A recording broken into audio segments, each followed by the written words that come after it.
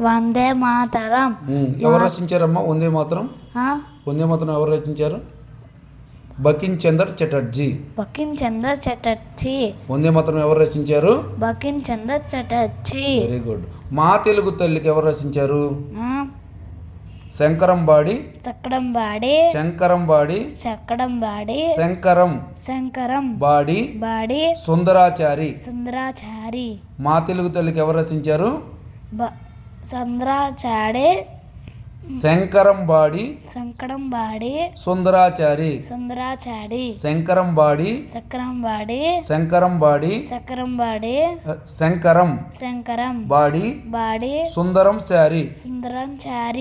Sundarachari. Okay.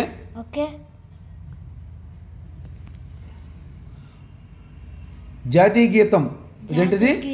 జాతీయ గీతం ఎవరు రచించారు? రవీంద్రనాథ్ ఠాగూర్. జాతీయ గీతం ఎవరు రచించారు? జాతీయ గీతం ఎవరు రచించారు? ప్రతిజ్ఞత ఎవరు రాశారు? పైడిమర్రి వెంకట సుబ్బారావు.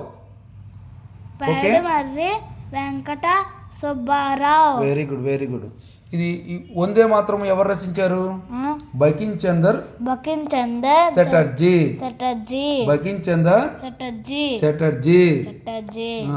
ఇప్పుడు మా తెలుగు తల్లికి ఎవరు రచించారు? శంకరం బాడి సుందరాచారి. ఇప్పుడు వచ్చిందా? వాయిస్ చెప్పు. వాయిస్ నోటితో చెప్పాలి. వచ్చింది అని చెప్పాలా? వచ్చిందా? రాలేదా? ఒకసారి చెప్పు. అయితే మళ్ళీ చెప్పు. శంకరంబాడి సుందరాచారి. మా తెలుగు తల్లికి రాసినది శంకరంబాడి సుందరాచారి. జాతీయ గీతం రచించినది రవీంద్రనాథ్ ఠాగూర్. మరి ప్రతిజ్ఞ రాసినది పైడిమర్రి వెంకట సుబ్బారావు. ఓకే, ఇప్పుడైతే నేర్చుకున్నావు కదా.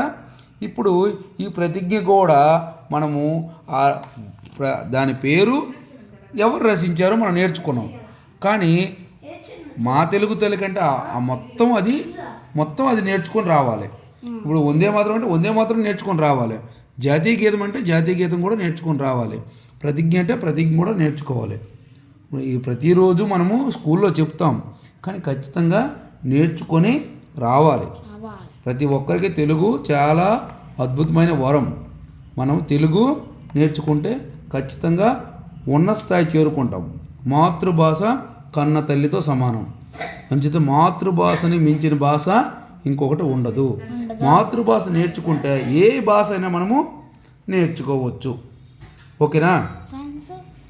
ప్రతి సబ్జెక్టు కూడా ఓకేనా? అది మాతృభాషను ఎప్పుడు కూడా మనము నేర్చుకోవడానికే ప్రయత్నం చేయాలి. ఎప్పుడు వదలకూడదు జీవితంలో. ఓకేనా?